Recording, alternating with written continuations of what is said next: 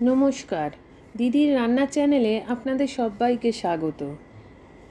আজ আমি আপনাদের সামনে একটি পুরনো দিনের হারিয়ে যাওয়া রান্না নিয়ে চলে এসেছি।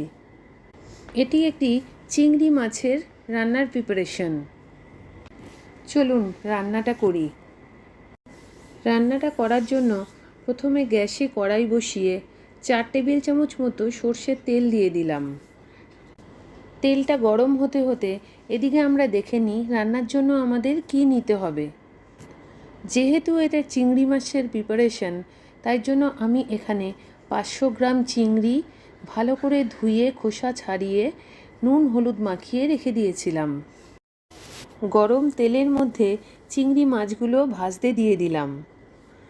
খুব ধীরে ধীরে দেবেন চিংড়ি মাছগুলো, তেলটা আমার খুব গরম হয়ে গেছে এখানে। চিংড়ি মাছটা একটু সময় ধরে ভাজবেন, তবে খুব বেশিক্ষণ নয়।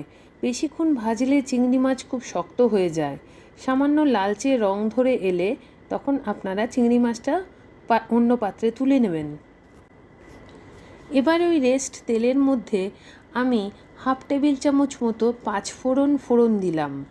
ফোড়নটা ভালো করে ভাজা হয়ে গেলে ওই 4টে বড় সাইজের আলু লম্বা করে কেটে নিয়েছিলাম, সেটি ভাজতে দিয়ে দিলাম তেলের মধ্যে।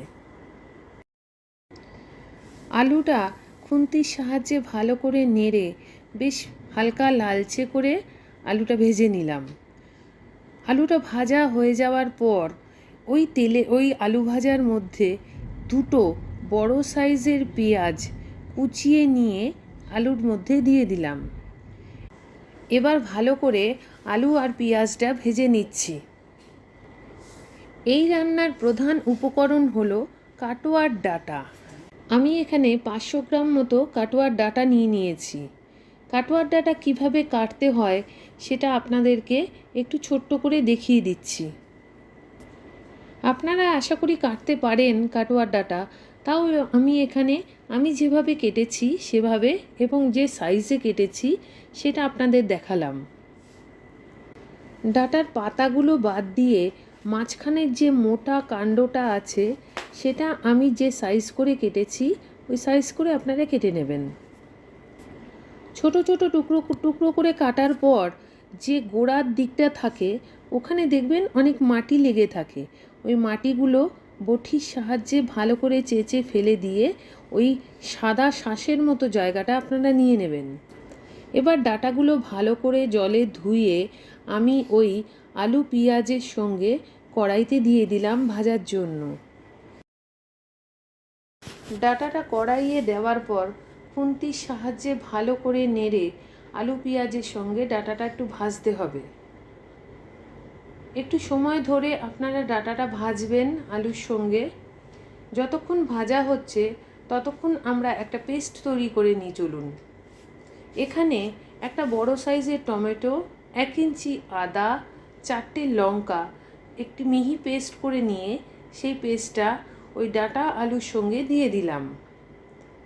এবার খুন্তির সাহায্যে ভালো করে নেড়ে মিশ্রণটা ওই সবজির সঙ্গে মিশিয়ে দিচ্ছি। একটু সময় ধরে কষবেন মশলাটা, যাতে মশলার কাঁচা গন্ধটা বেরিয়ে যায়। এবার এর মধ্যে স্বাদ মতো নুন, 2 টেবিল স্পুন হলুদ, 2 টেবিল স্পুন ধনে জিরে গুঁড়ো,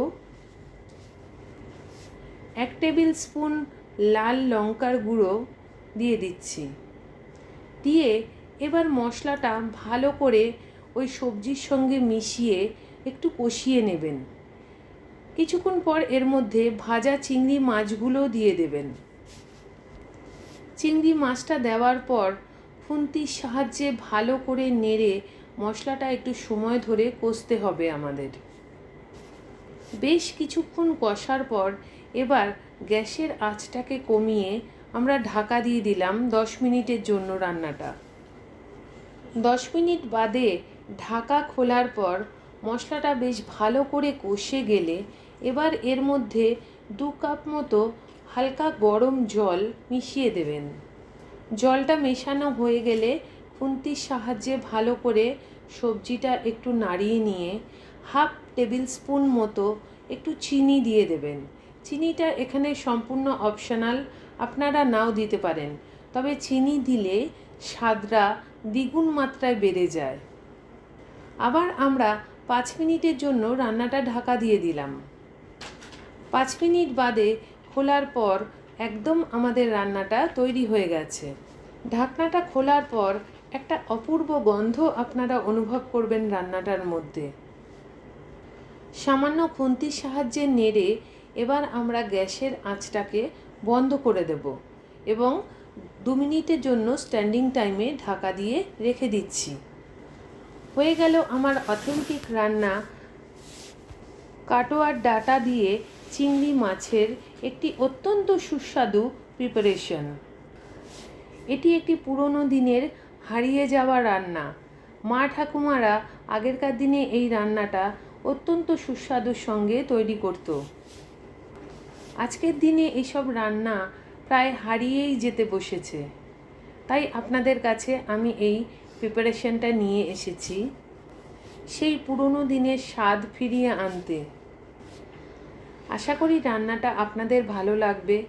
যদি ভালো লাগে তাহলে আমার পেজটা লাইক, শেয়ার ও কমেন্ট করতে ভুলবেন না প্লিজ।